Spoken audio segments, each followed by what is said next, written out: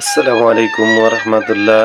আমার এই ভিডিও আপনারা যে যেখান থেকেই দেখতেছেন সবাইকে স্মার্ট টিভি আর চ্যানেলের পক্ষ থেকে সালাম, আসসালামু আলাইকুম ওরহমতুল্লাহ। এবং যারা অন্যান্য ধর্মে আছেন তাদের সবাইকে আন্তরিক অভিনন্দন।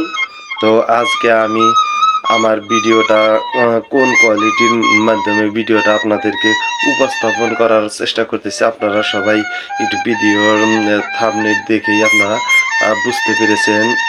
আসলে আমরা যারা 1990 অথবা 2005 সালের মধ্যে জন্মগ্রহণ করেছি, তা আমরা আসলে অনেক ভাগ্যবান। কেননা আমরা একটা সময় এক টাকা দিয়ে 10টা মার্বেল কিনেছি এবং 1 টাকা দিয়ে 4টা চকলেট আমরা কিনে খেয়েছি এবং আমরা 1 টাকা দিয়ে আমরা অনেকগুলো বিস্কুট হাতে পেয়েছি এবং আমরা 1 টাকা দিয়ে অনেক কিছুই আমরা হাতের মুঠোয় এনে দিয়েছিলাম।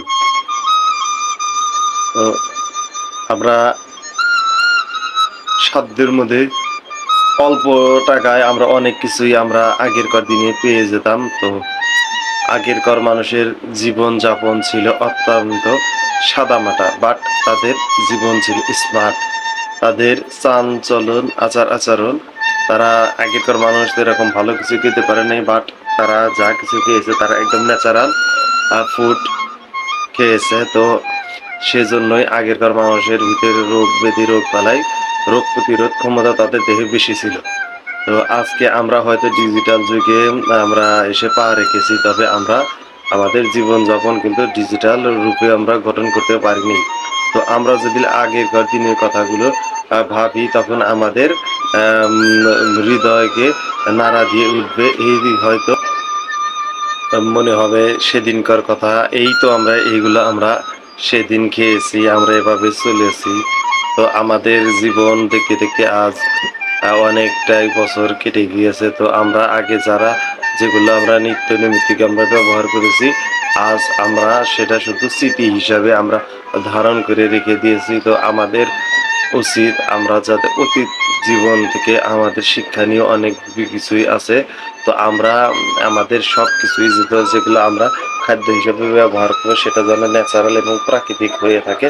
আমরা চেষ্টা করব আমাদের জীবনযাপন অনেক সুন্দর করবো, যুগ উপযোগী প্লাস একদম ন্যাচারাল ফুড যেন হয়, সেদিকে আমরা চেষ্টা করব।